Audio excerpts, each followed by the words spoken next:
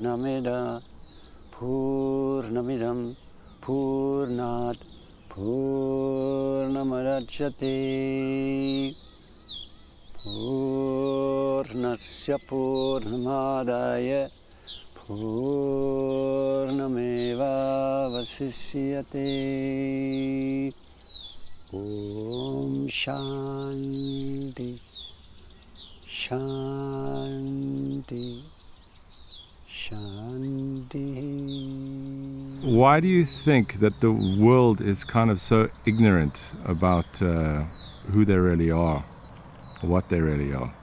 We're all born ignorant, and that's the beauty of the whole creation. We're totally oblivious to the nature of creation and the nature of ourselves. And in our experience of the creation, nothing in the creation ever gives us a clue about the nature of what we are experiencing. Nor does it give us any clue about the nature of ourselves, the experiencer. So we go around and we're existing in the creation. And how long has the creation been existing?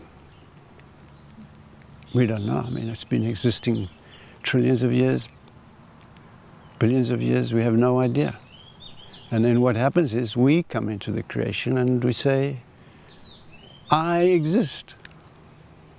Not knowing who this I is. Completely ignorant of the experiencer of the creation. And we don't even know that we're walking around, what we're walking around in, this body, is actually just a vehicle to get us from A to B. So we're ignorant from day one. And we're born that way. Nobody's born knowing. If you're born knowing, then that's the end of the game. You can't get into the creation, really. So the whole creation is made up of ignorance and knowledge. So this whole thing works between the two. So you have ignorance combined with knowledge of my existence creates the illusion. So I know I'm existing, but I'm ignorant of what is existing. And so I create all these ideas about myself. And this creates the whole dreamlike existence that we live in. It's not an illusion.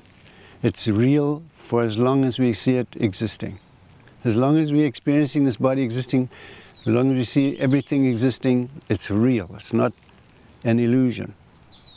The only thing is, anything born in time ends in time. So this body is born in time, body ends in time. So the ideas and all the attachments that we have about the body and our existence in this body, born in time, have to end when the body ends. But in between all of that, behind all of that, there's something, consciousness.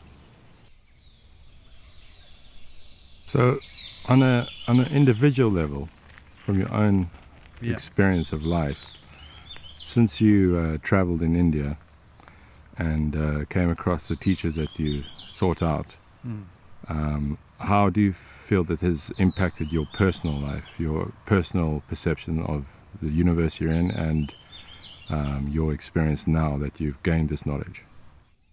Well, as a result of gaining the understanding of yourself, there's no longer any conflict. You're no longer conflicted. The only thing that's getting conflicted in this experience of life is this I. So once you understand, once the I resolves itself and understands itself, and there's no longer any reason for any conflict, because the I is the only thing that is in ignorance and in the dark. Once this I realizes itself and understands this experience that we're having is nothing other than creation experiencing, and then the whole thing goes away. And then what you're left with is just solutions. All the questions disappear. There's no longer any need of identification. Once you've identified this I, then the need of identification disappears. And then you're just experiencing the vastness, the absolute nature of the creation. And there's no reason to have any conflict or any crisis any longer. The only thing getting in crisis is I. So for myself personally, I just find that living, experiencing is absolute joy.